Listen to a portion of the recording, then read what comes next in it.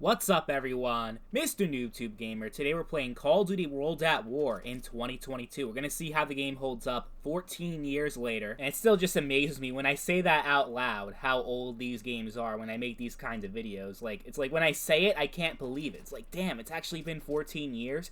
I was younger than the game is now. I was like 12 years old when I started playing Call of Duty. My first COD was Modern Warfare 2. And the fact that World at War is older than the age I was when I started playing, it's just like one of those things that blows my mind. It's crazy how much time goes. But yeah, we're gonna take a look at this game after all these years and see if it's still worth your time. I am playing the Xbox 360 version, which of course is backwards compatible on Xbox One and Xbox Series X. So if you do have a newer Xbox console, then it's pretty easy to get your hands on this game. If you're a PlayStation guy, it's a little bit harder because you can only play it on the PS3. It's not backwards compatible on PS4 and PS5.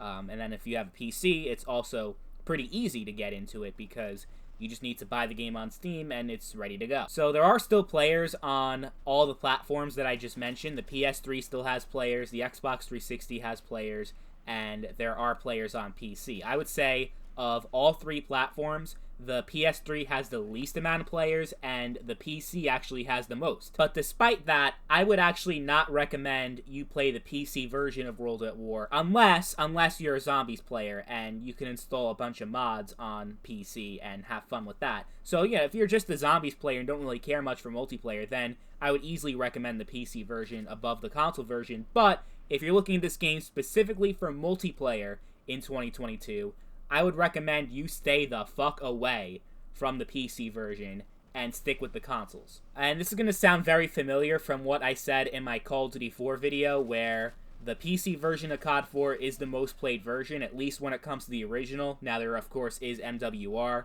which is a remaster of Call of Duty 4, but World at War never got a remaster, unfortunately. But yeah, so the way it works is that you do have the most amount of players on PC, but just like the PC version of Call of Duty 4, it's, in my opinion, unplayable. You just have all this bullshit, all these custom servers with all these bullshit rules and high player counts. It doesn't really resemble the vanilla experience of World at War on PC. Now, with the PC version of Call of Duty 4, you had a lot of 18 players, 20 players, 25 players, but in the PC version of World at War, it's even worse.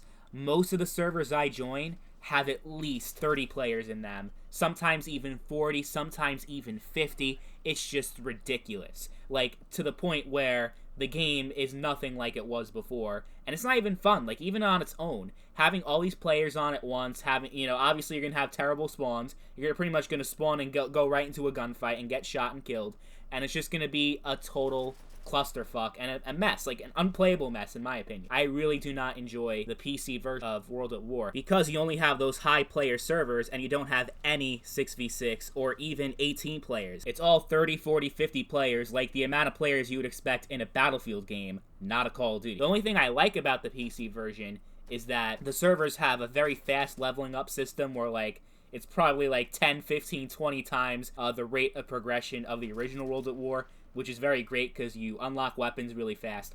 But yeah, I just really don't like the PC version because of the ridiculously high player counts, where, I don't mind if it's more than 6v6, but 40 players is a little bit too much in my view.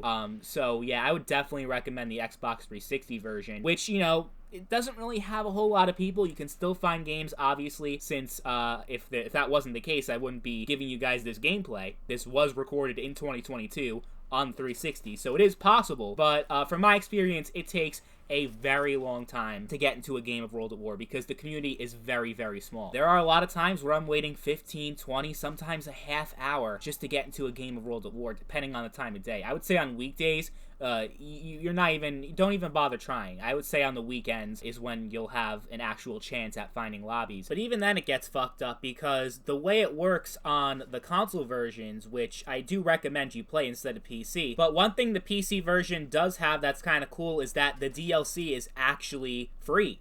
All the map packs are free, but on Xbox they're not. So what happens, and the way the lobbies work on World at War is also very different from, let's say, Modern Warfare 2 or Black Ops 1, where the lobbies are separated between DLC and non-DLC players. In World at War, there is no separation. So whether you have the DLC or not, all those players are put into the same lobbies, and what that means is that the map rotation includes the DLC even if you do not have the map packs. And guess what happens when a DLC map comes up in rotation? The match starts, but if you don't have the map pack, you get kicked out of the game.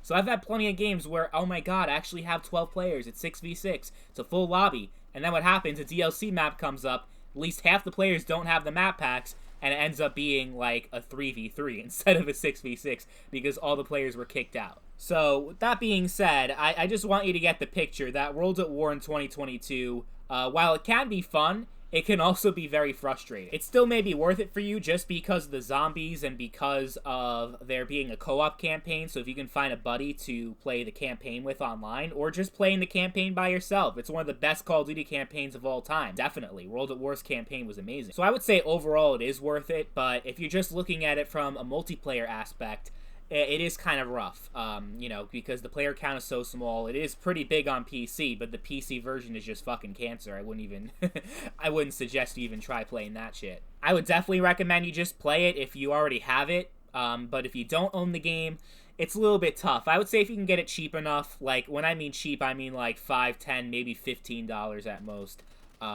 Like, that's what I would recommend you get it at.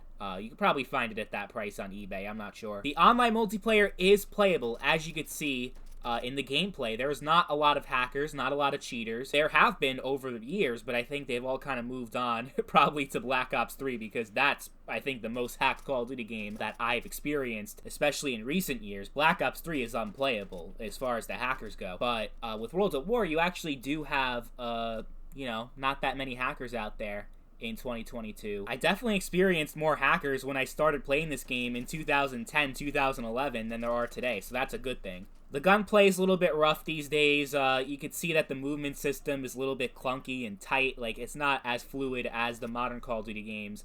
Even Modern Warfare 2 is a big step up from World at War as far as the movement system and the core gunplay.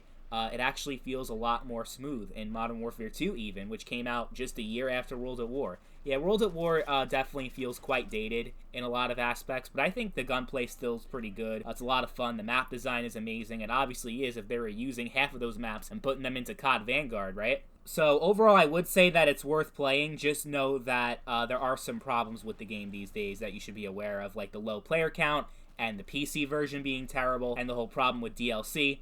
But other than that, I'd say it's still pretty good overall. Let me know what you guys think about World at War in 2022. Do you still play it these days? And how would you rank World at War out of all the Call of Duty games? Do you think it's one of the best? Did you not like it, or did you never play it? Let me know in the comments down below. As always, thank you all for watching, and I'll catch you guys later. Peace.